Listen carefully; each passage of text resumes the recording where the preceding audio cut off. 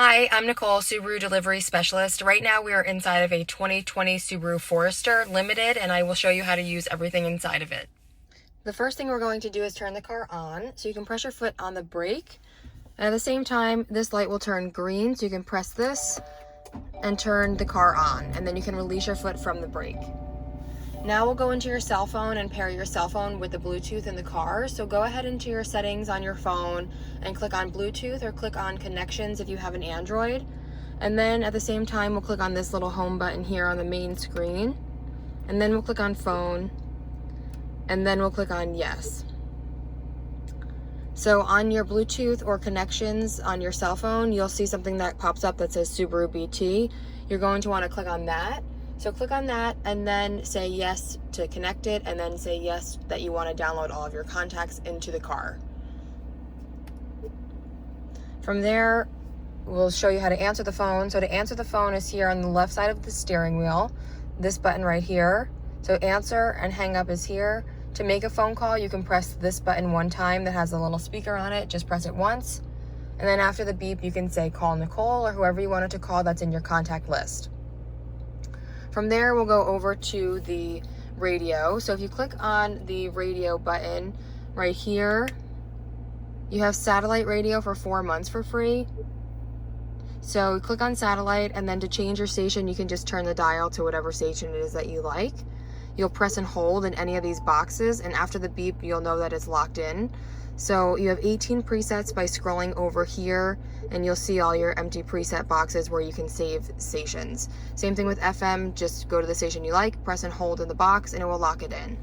Radio controls are on the left side of the steering wheel. You have volume in the middle. Left and right arrows scroll through the presets that you just created, and then your source toggles through AM, FM, and satellite radio. The info button over here on the steering wheel scrolls through this top screen. So you have the screen there that you see how many miles till empty, your average miles per gallon, and if you just scroll through it, you have a bunch of other options. You can see the date, you can actually see like the incline of the car, the temperatures, the weather, so it's kind of nice. And then we'll go down here to the map. You have your map here, and then you can click on menu. And then to save an address into your navigation, like your home address, click on previous, and then you'll click on favorite, and then you'll click on set home. So then you'll type in your home address, and then it will save in there. This way, when you want to go home, you can use your voice recognition button on the steering wheel, which is this button right here, and you can say drive me home, and the navigation would then start. If you want to save anything else in here, you can just go to menu, or just go, if you want to go somewhere, click on search, and then you can type in the address that you want to go to. In apps, you have Android Auto and Apple CarPlay. These two apps will mirror the phone to the screen so that you'll be able to see your Google Maps, Apple Maps, Waze, any compatible apps that you have on your phone will then be displayed up on this screen as long as you have your phone plugged into the USB port, which is right here in front of the shifter. And you can use either one of those two USB ports.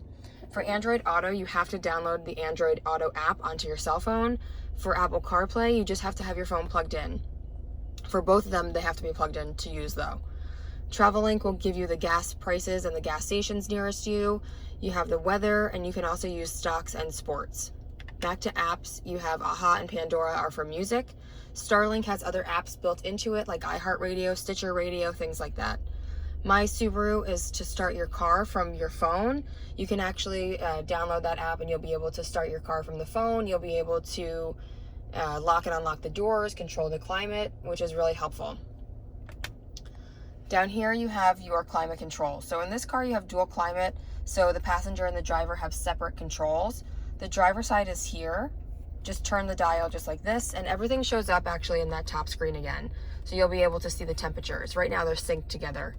If they weren't synced together, it's just two different numbers, and then to get them back together, you can just click on this word sync. And now the two numbers will be the same. The passenger's temperature control, just spin this, just spin the dial.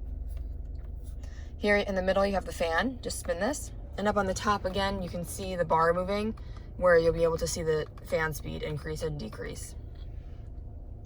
On the right side over here, you have your defrosters. So the top one is for the front defroster. The back one here is for the back windshield and the side view mirrors.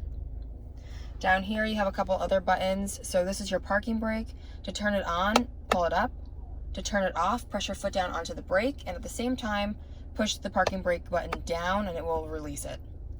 Auto vehicle hold is this button right here. So this one will actually hold the car for up to 10 minutes. So if you're waiting in traffic or at a red light or something like that, you can actually take your foot off the brake while the car is still in drive and it will hold itself.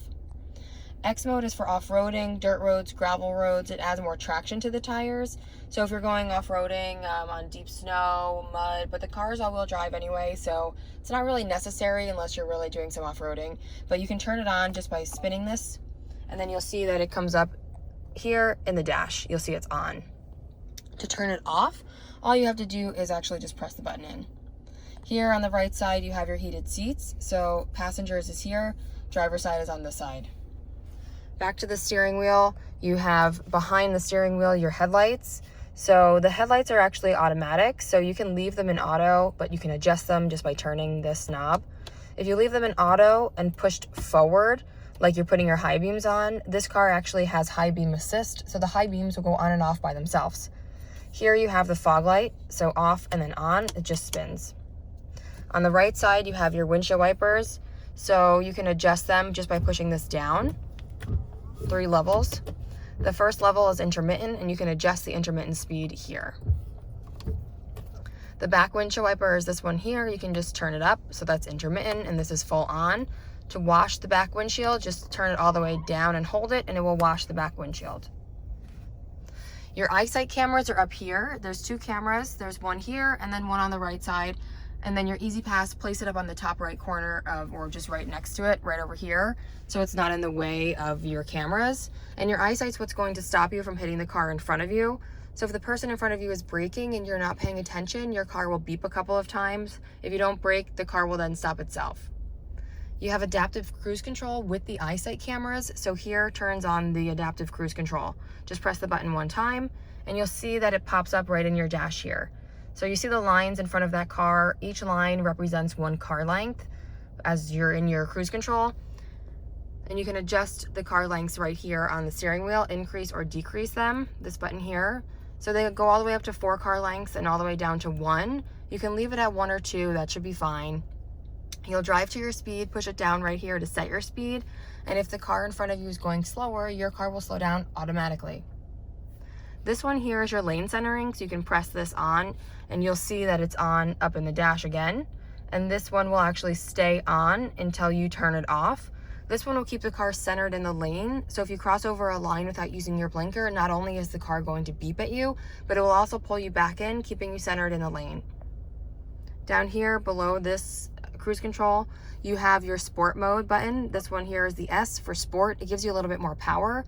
To take you out of sport mode, you can just press I, which is intelligent, and it's always in intelligent mode anyway. But if you wanted to use sport mode, you can just press the S. You have a heated steering wheel on this car, so you can pull this up, on and off, just pull on and off.